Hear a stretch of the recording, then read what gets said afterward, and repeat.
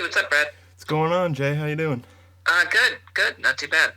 It's Uh, give me give me 1 second before we start. Oh yeah, no worries. Just walking around the house. Your house is walkable. That's good to hear in the city. I'm in Albany, and my house is barely walkable. It's just one room. Yeah, I mean it's walkable, but it's also like across the street from one school, down the street from another school. I have a DJ on one side of me, a permanent construction site next door. So Oh, it's beautiful. walkable, but it's loud. Oh, So okay. Yeah, I had a place in Brooklyn recently, and it was a really nice neighborhood, but I just had one room on the third story of a house. So all oh my wow, walking was all those stairs, and nowhere where I was comfortable. right. Yeah, no, I got lucky with this place. What part of New York are you in? Bushwick. Oh, that's cool. Yeah. That's like, yeah, I think I was probably a little northwest of there, probably like hmm Flatbush or something. I don't know. Oh, okay. But I'm excited to talk about, uh, the New York comedy scene, obviously. But hmm I'm a musician, and I've been doing stand Oh, up for nice. a little over a year, and I hear so much about you up here in the Albany comedy scene. Oh, cool. And I know you were up here for a while. When did you start doing comedy, and when did you move to the city? Okay, well, I started doing comedy, and it was October of 2009. It's been a while. Okay. I and then I left. I don't know if you know much about like colleges. There's this group called NACA that basically you audition for them, and they hire you for colleges. Okay. And they have 6 different regions. So I was able to audition at the Northwest NACA. So I said, oh, cool. And that was in 2016. So I did well there. Then I decided to move to LA because I figured if I'm going to be doing colleges in the north, or in the western part of the country, I might as well move to LA. And so I moved, got zero colleges from it, and I was stuck in LA, and it was miserable. And I thought it was either move back to Albany or just try and find a lateral move. So I decided to give it a shot and go to New York. And that was in like 2018, I guess. Oh wow. So and you're passed now at the Cellar. I know. It's surreal. That's I would have figured you'd been in the city a lot longer. That's awesome. Right. Yeah. I mean, it was crazy. It was I mean, like going in when you start comedy, that's the dream. You think about the anyone who's watched the TV show Louie, and they see like the comedians talking at the table, or even on Comedy Central, they had a few shows where they would show the big table, the table at the Comedy Cellar, where only comics are allowed and only the best comics show up there. It's like the dream was to be at that table, Yeah. and now I am, and it's like, oh, that's it's crazy. It's crazy.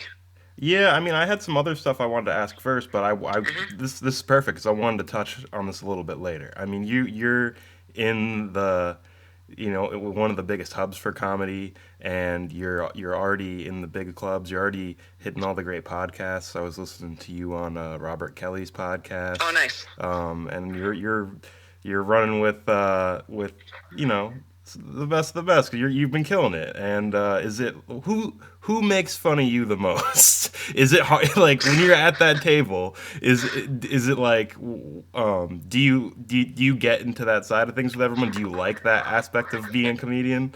I love it, and I think I get away. I get away with a lot because I think a lot of the comics are afraid to make fun of me.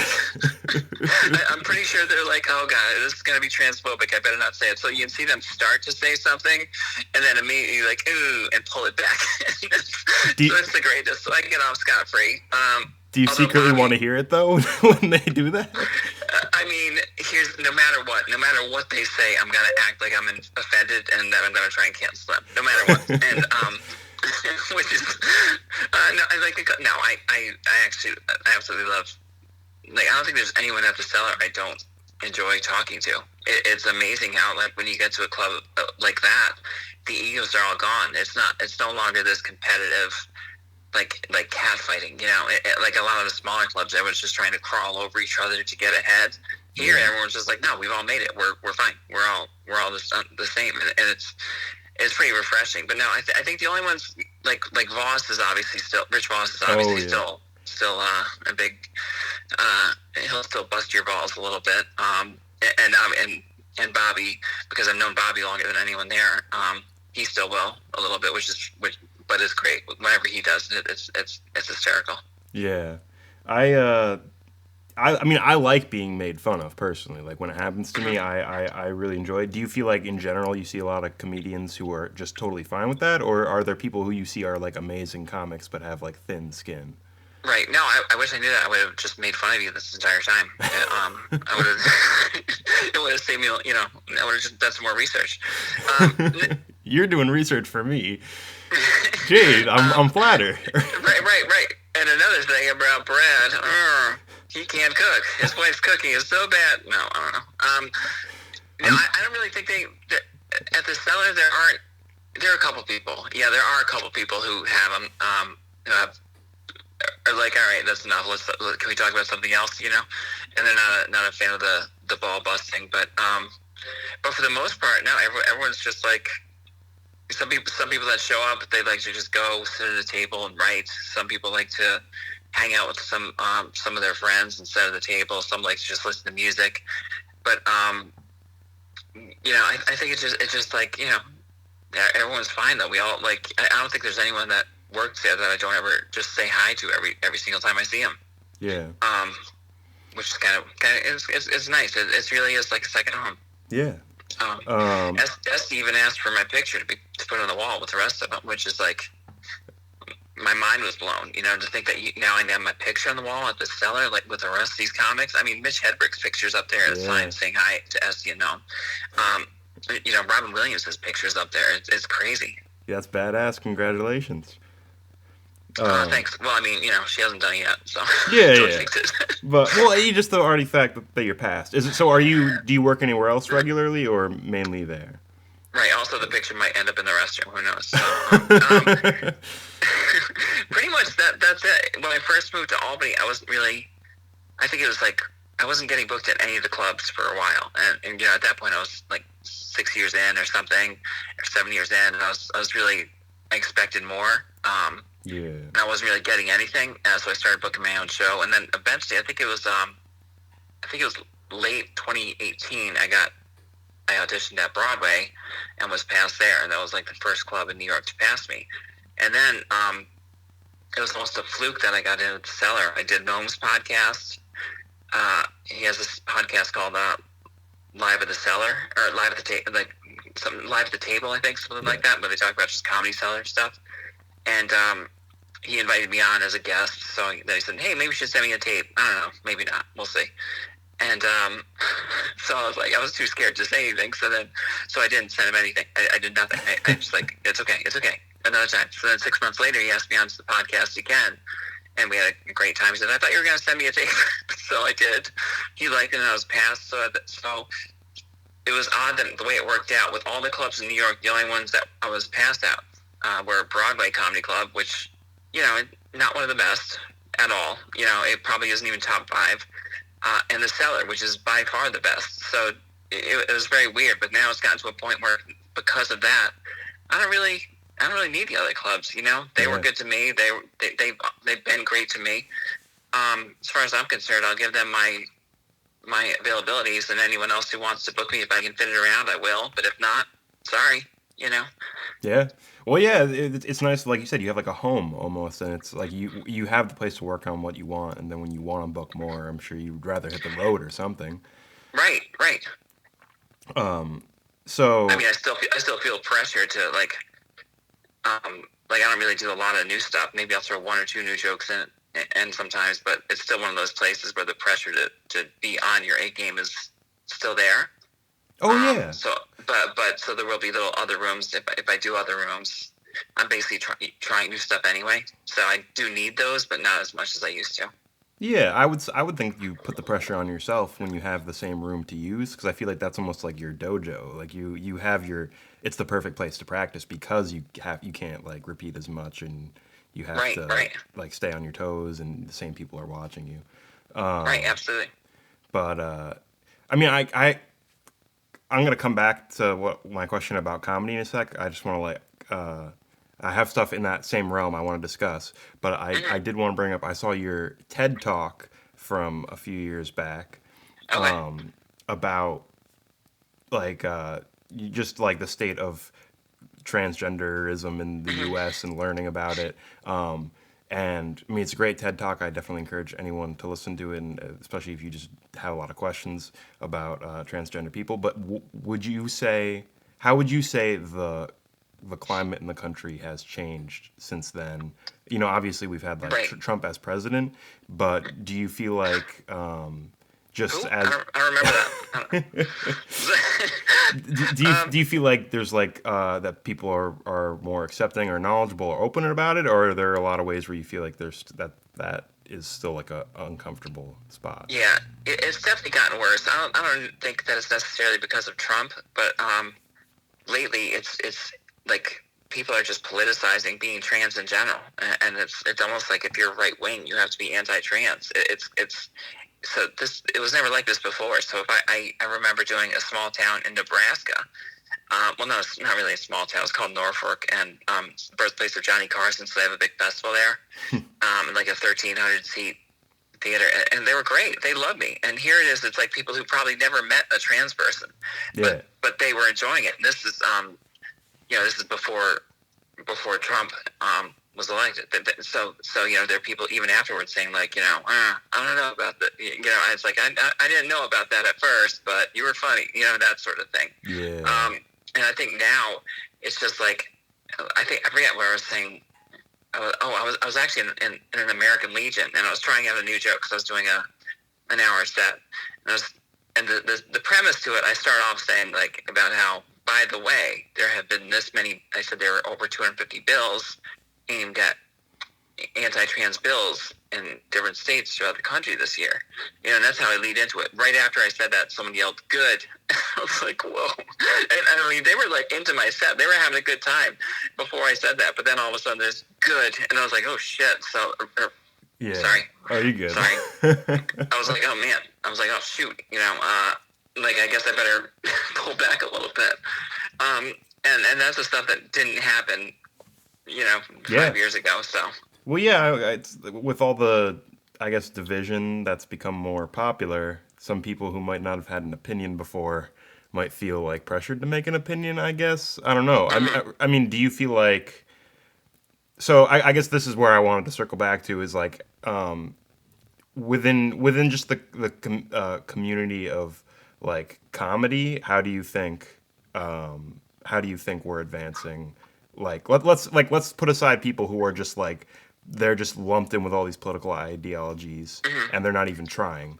Okay, and now you have all the people who are really trying to be understanding, but also might have their own like views of the whole discussion and everything. Like, how do you feel like people are being more open to learning, even if, or like people who might have some who are accepting but might have like questions are being better at least bringing it up to talk about it?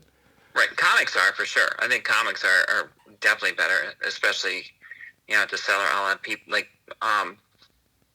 Andrew Schultz is like has pretty right wing followers. He has he has very broy followers, but he was at the table once, and I was terrified to even like he's had a few jokes that were pretty pretty offensive, and I was like thinking I'm host at the time, and I had to bring him up.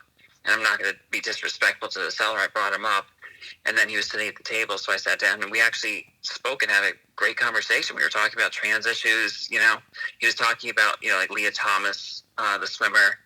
Yeah. And I was saying like, yeah, no, I don't think Leah Thomas should be able to compete, and I don't think anyone who's gone through male puberty should be able to compete as a woman. That was basically my stance, and he was like, yeah, exactly. And then I said, but I also don't think it's not a big problem when you consider there's only one athlete in the entire country doing this. I wouldn't call it a huge problem. Like, there are more school shootings than trans athletes. But I also...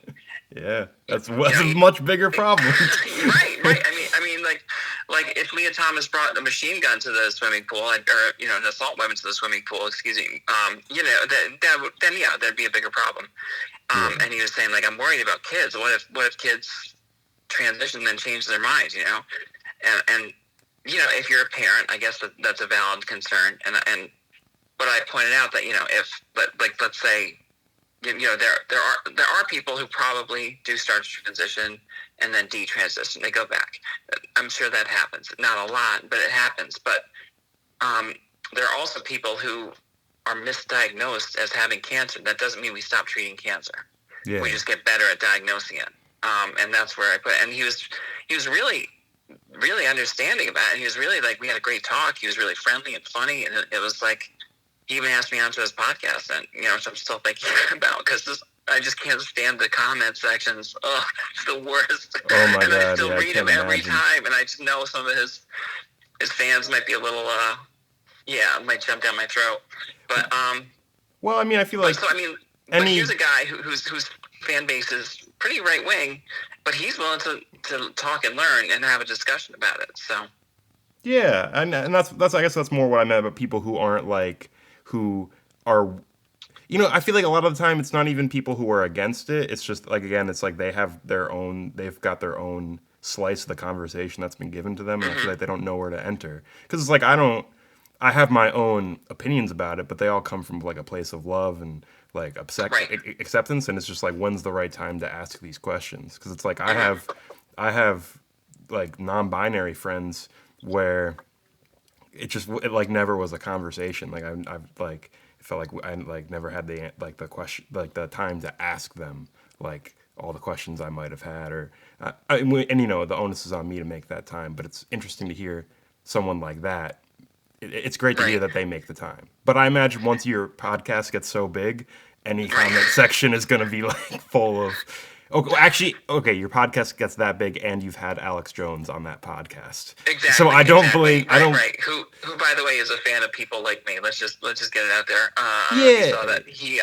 He apparently showed his phone once, and one of the windows open was to trans porn. So, I had no idea. Good for Alex Jones. So I think if he did come on my podcast, it would be very awkward, and he wouldn't be able to stand for a while. So that would be kind of weird. Yeah.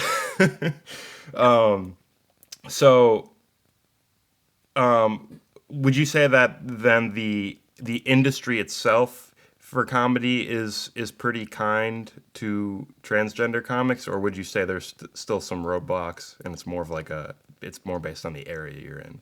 I think it's a lot of it's based on the area, and I do think there are some roadblocks. I mean, there still hasn't been, there are still. I think there's still a lot of the old gatekeepers that just like, oh, I don't know, like if there's someone who's probably looking for a late night show who's thinking, I just don't know if they'd be ready, if Middle America would be ready for a trans comic, and I'm sure that happens. I know that happens, and I know there are club owners who feel the same way, like, oh, I don't know if my club is ready for this. 100%. But it's getting better, and I mean, it's just, as angry as I want to be. I can't really. I'm trying to get this like Zen thing where I'm like, I can't control their actions, only my feelings about, and stuff like that. But they definitely have some people like that, but I don't think it's as bad. And I think eventually people are going to realize that, go back to that funny is funny sort of thing. Yeah. At least that's my hope. And what, like, and I don't even. It's weird. Like, I don't even consider myself like political at all, so I don't understand why people just would be hesitant when 90% of my jokes, 99% of my jokes are relatable. I mean, I talk about my family. I talk about the religion I grew up in. I talk about, like having a parent who passed away. These are things that a lot of people can either relate to, or because if they have a parent, they can relate to it, Yeah. So I mean, it's not like I go out like, oh, trans, you need to accept me. Here, I made up these pronouns today. You need to, I'm not gonna. I don't do anything that. I'm not this boogeyman that Tucker Carlson made me out to be. So I don't get it. Yeah. I mean, I hope things are like, hopefully it'll be easier to tour around the country and get like an even response down the line. But do you feel like I don't know, do you feel like crowds in the city are just across the board more accepting, or do you almost feel like you get more of a mix of opinions because there's so many people? No, I definitely think that crowds in the city are more open. I think but when I like the last time I haven't toured since before the pandemic, really. But like a lot, even in the red states, if you go to like to Kansas, but you go to Wichita, it's a very there's a very blue pocket of people in Wichita. You know, it's a very Oh, okay. democratic pop. Like they're very liberal, very accepting. People just assume, oh, Kansas, they're all a bunch of rednecks. You know, and it's they're very accepting. I mean, I still, you know, believe me, if I drive through Oklahoma, it's gonna be quick. You know, I'm gonna Yeah. drive through Oklahoma the way people from Oklahoma drive through Harlem. You know, I'm gonna just roll up my windows, not make eye contact, and just go and get through it. But no, I think everyone's getting accepted. I think we're getting there. I guess I still think like in the city, they're just, you know, I have a joke about how there's a trans person on every subway car in New York. So I think people here, we get it. You know, we Yeah. see people all over. Um, you know, even in Albany, you know, and not so much Albany, but if people that go to Albany from, say, Schoharie County, they might take them a little longer to come around. So they might not be as open to it at first, but I'll get them. You know, Yeah. I'll get them to laugh, and they'll come around eventually. Oh yeah, I'm from Greenville, New York, and Oh yeah, there's yeah. so much less diversity there than Albany. I What? learned a lot coming to Albany. There's there's What? there's good like there's plenty of No, I good know. people in Greenville, but there's like I barely knew what a Jewish person like I Right. barely like to me Jewish was just like the same as saying like Italian or like I don't know like Right, right. even that I like had no idea what to picture. Yeah, I, Um I have relatives in Greenville. I don't know if they're still there, but yeah, I have relatives in Greenville. The town I grew up was even smaller. It was a town called Westport, New York, and it's 2 hours north of Albany on Lake Champlain. There were 1,300 people in the whole town, 2,600 people or 26 people in my class. oh my god. I know I never even met a black person until college, and so but like going from Westport to Albany was roughly the same culture shock as going from Albany to New York City. Um, Yeah. and but But even in Westport, I had people who I graduated with who I'm sure voted for Trump, are reaching out to see how I'm doing and say, you know, to congratulate me on stuff. So we're That's getting there. Yeah, that's good to hear. And it's nice that like you can bring that back to your hometown. Like I feel like it's nice when I'm in my hometown when I can like purposely bring something a little unfamiliar to everybody, I guess. Hmm. Like the music I like or something, you know, like I'm big into jazz. Not a lot of jazz listeners in Right, right, Greenville, New York. right. I think they banned jazz in the '60s. um, but I do want to talk a little bit more about the upstate scene and Albany and everything, but just on, I guess while we were still on the topic of the of how things are changing in culture and the comedy industry, where do you think people are falling as far as like the collective consciousness of people being like, oh, that's funny when it comes to like jokes about transgenderism? Like, do you feel like a lot of the times where people are still kind of hitting on things that they think are innocuous and they're really being disrespectful, or do you think people are getting better at making jokes that we can all laugh at together?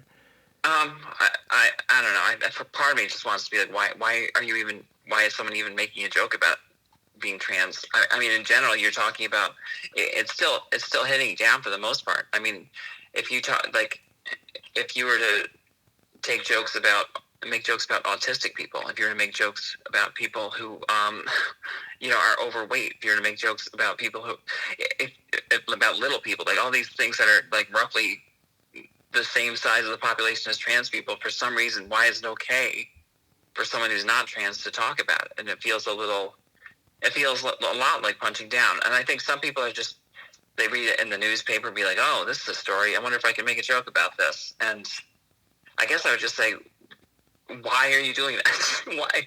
I mean, I get it just, if it's not authentic and not about your life, I'm curious why you're doing it. Ricky Gervais, like his special was just like, it was just like stuff that was hacky 10 years ago, and he's trying it again. So I mean, I get it. Some people just, when you're a comic and you read something, you want to turn everything into a joke. But some things I just be like, what? Just let it go. just leave this one. Maybe in 10 years, you know. But Yeah. I mean, if there are comics who make jokes about trans people, who do it in a respectful way, you know, and then there are some who just want a cheap laugh. So Yeah.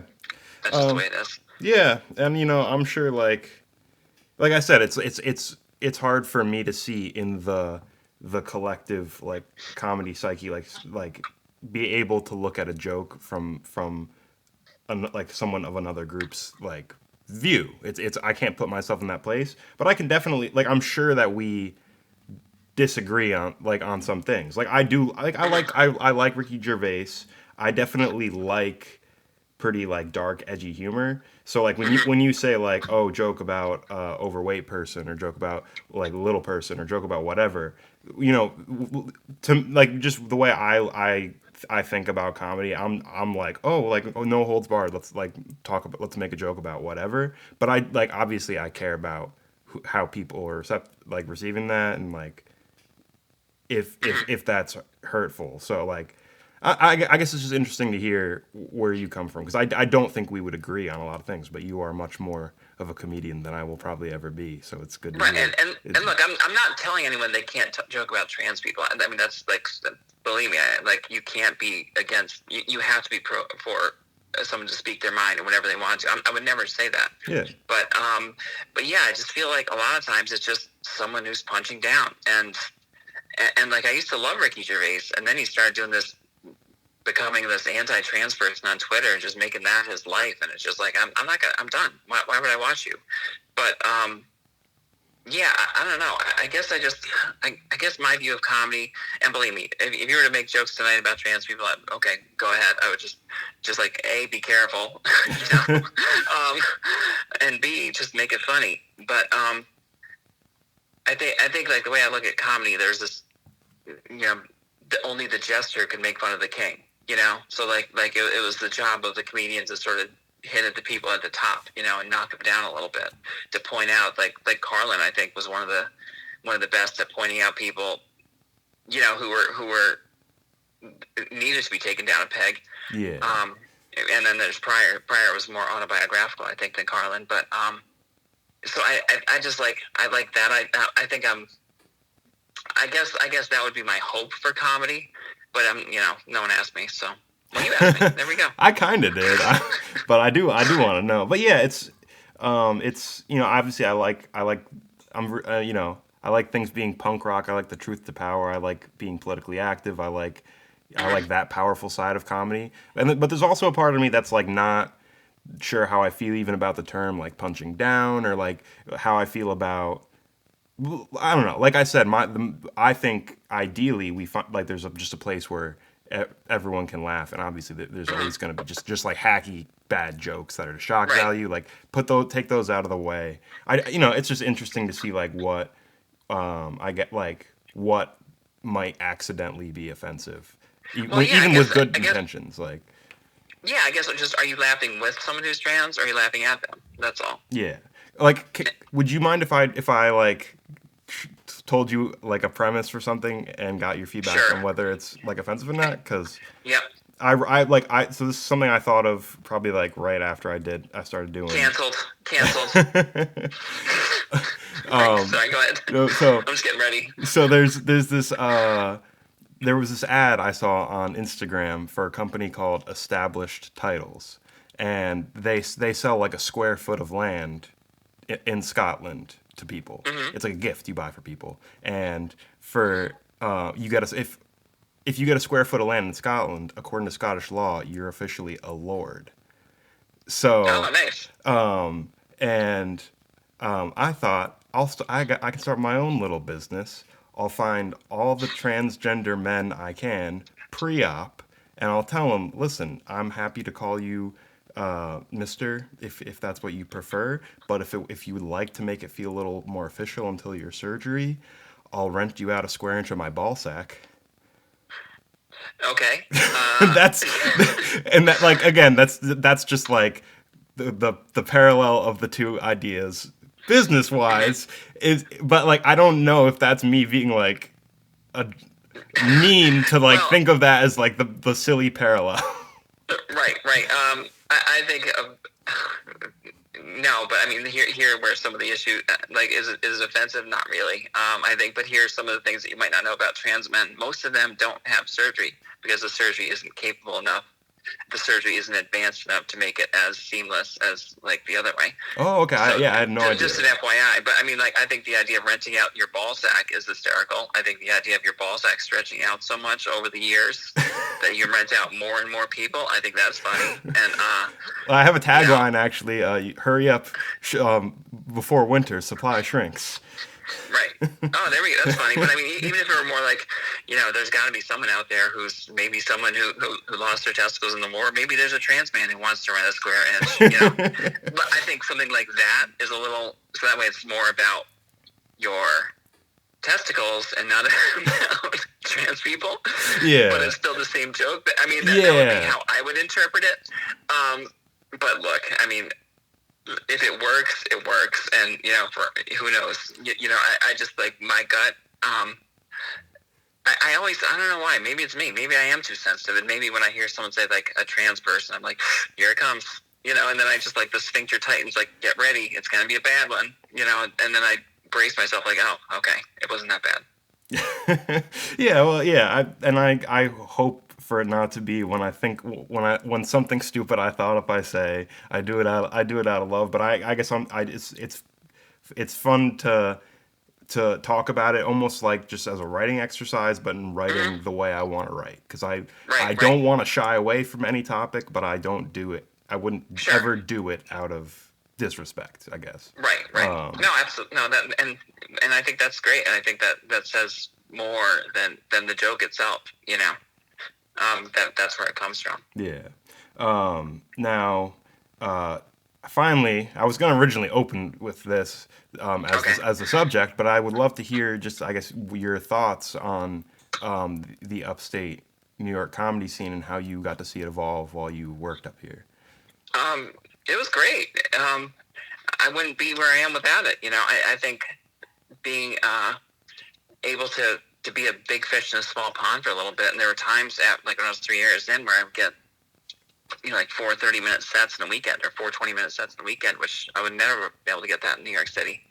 So there's that. And I think from a social standpoint, I think at first at open mics, I think some people were maybe a little hesitant, but to be okay with me. But also I never actually talked about being trans when I first started comedy. I only just tried to do just generic jokes, but people came around, and I think people were great. I think for the most part, there were some exceptions of people who, would take pot shots at me, but I thought it was great. It was a small community. We were very supportive of each other, and I hear it's still going well. I don't know. I know there's still Saratoga has a mic that goes on. So I don't know. There's usually at least 5 mics a week. I don't know how it was before, but it seems like the scene's going strong. There's right now 2 contests a month at least. Pretty regular shows on weekends. Oh wow! When I first started, there was one show on Sunday, and then we added an open mic on Saturday, and then for a little while we also had one on Friday, which. But honestly, if you're, those eventually those are the days that you want to get paid for. But so when we started, it was like it's usually 2 or 3 a week was at most what you get in. But then it grew a little bit. But no, that's amazing. We never had 5 mics when I started. Yeah, no, it's great because like when I was briefly in Brooklyn. My spot wasn't the best location for getting to most of the mics that I was seeing posted, so it would still be like 30 or 40 minutes by subway if I wanted to do a lot of these shows. And I was doing less when I was down there, and when I'm in Albany, it's like 5-10 minutes away. I can do at least one every day of the week. And it's definitely a lot of regular people show up a lot, hardworking. It's it's cool to see. I wish I could have seen it pre-pandemic, but it was. I mean, it changed. It changed a lot. There's some people that when I started stopped doing it. Some that are still going on. But you go to the mics. Everyone would be sitting there with a notebook. Everyone would be ready to go. It was like there are a lot of people in Albany that really worked at it. Really had a passion for it, and I think that's what made it such a great community. Yeah, if you had to shout out one comic who lives up here that just makes you giggle, who would you shout out? Uh, oh, I would say there are none. But hear that, I would guys say these. and I would say gals, these screw losers. all of you. Right, right. Well, there's this one comic who did a joke about his ball sack. I don't remember his name, but no, I think there. I don't know if Henry Phillips still does mics up there. He was one who just had this weird take that he would always crack me up and make me giggle. I love watching Grady. Oh yeah, I Grady's just great. he's yeah, he just has that passion where he's always working at it. I mean, every once in a while he'll do something. I'll say that just think, what are you doing, Grady? What are you doing? Why are you trying that joke? But almost like a younger brother. I also think like that. I don't know if they're at the if like Dan Caron's probably the hardest working comic yeah. I've met. Outside of the cellar. Erin Harks obviously is great. She's still a good friend of mine. I love Carlisle. I think she was my first true friend in Albany in the comedy world, and so yeah, they're. I mean, I wish I knew more comics up there, but it's been 5 years, so I don't Oh know. yeah. Oh yeah, I don't blame you, and I'm sure a lot of them are newer, the ones who I'm seeing But around. right, and Will Hughes. Will Hughes is just brilliant. I think. Oh yeah, yeah, I know Will. Shout out to, I mean, yeah, it's great seeing. I love all of them. I don't know Carlisle or the first person you mentioned, but Dan Caron. no, Yeah, I know he might Dan. have. I know Dan. Oh, okay. Dan's great. Dan, one of my like first mics, he like sat down and we were talking about like lots of stuff, and he was giving me great advice, and he's such a nice guy. Love Dan. Yeah, absolutely. Oh no, Henry Phillips. Maybe he stopped doing comedy. Yeah, I'm not. I don't think I've met him, but I don't know, maybe. But yeah, it's so nice to have some pride in the upstate scene, Jay. You're killing it down in the city, and it's nice to see how everyone kind of looks up to you, what you're doing. Your Just for Laughs video was hilarious. Just every bit of it, I loved. Oh, well, thank you. And I'm just honored that I got a chance to chat with you about this beautiful art form. Oh, absolutely. Anytime. Yeah, feel free to reach out whenever you want. If you want, I love talking comedy. I'm going to be on one of my sets is on Netflix June 11th. I was with Amy Schumer in L.A. and we filmed a special. So my 7-minute clip is going on. A lot of the same stuff on Just for Laughs, but I do give a shout out to Westport, New York, which I really made sure to sneak that in. Well, that's awesome. That's like that should be right after this air, right around when this airs. This will air in 2 weeks. So if there's Oh, anything nice. else you want to push, anywhere else you want people to look out for you, let them know. I will be back in Saratoga on the 29th and 30th during track season of July. Awesome, If they want to reach out and say hi. And I should have an album coming out either early next year or late this year. awesome. But I'm very excited to hear that. You'll have to come promote some more. no, absolutely. I would love to interview you again. But thank you once again, Jay. Oh no, it was nice speaking to you. Nice meeting you too.